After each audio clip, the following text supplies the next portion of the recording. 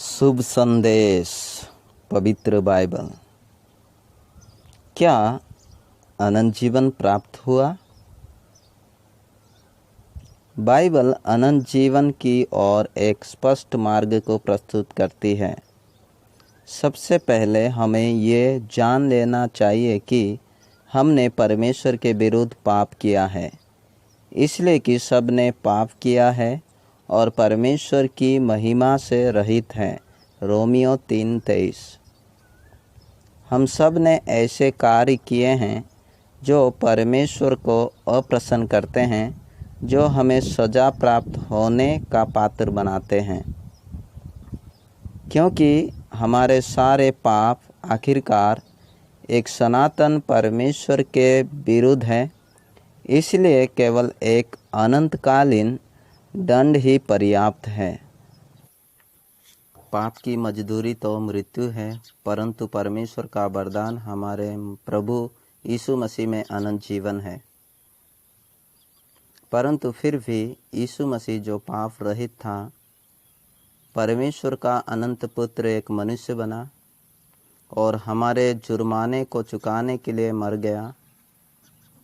परमेश्वर हम पर अपने प्रेम की भलाई इस रीति से प्रकट करता है कि जब हम पापी थे तभी मसीह हमारे लिए मरा। यीशु मसीह क्रूस पर मरा, उस दंड को उठाया जिसके पात्र हम थे। 3 दिन पश्चात वो मरे हुओं में से पाप तथा मृत्यु के ऊपर अपनी विजय को प्रमाणित करते हुए जी उठा।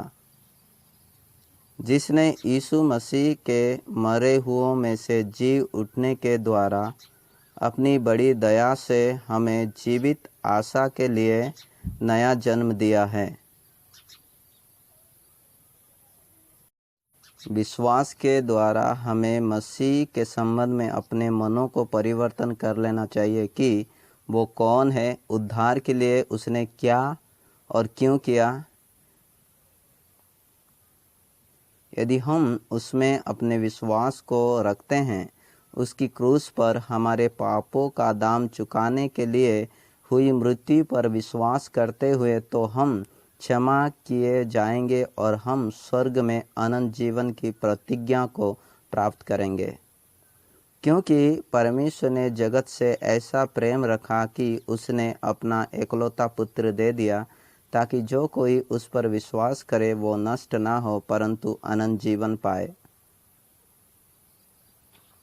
यदि तू अपने मुंह से यीशु को प्रभु जानकर अंगीकार करे और अपने मन से विश्वास करे कि परमेश्वर ने उसे मरे हुओं में से जिलाया, तो तू निश्चय उद्धार पाएगा। क्रूस पर यीशु के समाप्त किए गए कार्य पर विश्वास ही केवल अनंत जीवन का सच्चा मार्ग है, क्योंकि विश्वास के द्वारा अनुग्रह ही से तुम्हारा उद्धार हुआ है, और ये तुम्हारी ओर से नहीं वरन परमेश्वर का दान है। ऐसा ना हो कि कोई घमंड करे। यदि आप यीशु मसीह को अपने उद्धारकर्ता के रूप में ग्रहण करना चाहते हैं, तो यहाँ पर एक सरल प्रार्थना दी गई है। स्मरण रखें, इस प्रार्थना या कोई अन्य प्रार्थना का बोलना आपको बचा नहीं सकता है। केवल यीशु में विश्वास ही है जो आपको पाप से बचा सकता है। केवल यीशु में विश्वास ही है जो आपको पाप से बचा सकता है।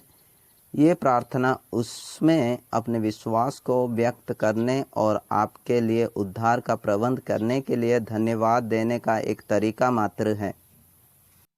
हे परमेश्वर, मैं जानता हूँ कि मैंने आपके विरुद्ध पाप किया है और मैं सजा का पात्र हूँ, परंतु यीशु मसीह ने उस सजा को स्वयं पर ले लिया जिसके योग्य मैं था, ताकि उसमें विश्वास करने के द्वारा मैं क्षमा किए जा सकूं। मैं उद्धार के लिए आप में अपने विश्वास को रखता हूँ।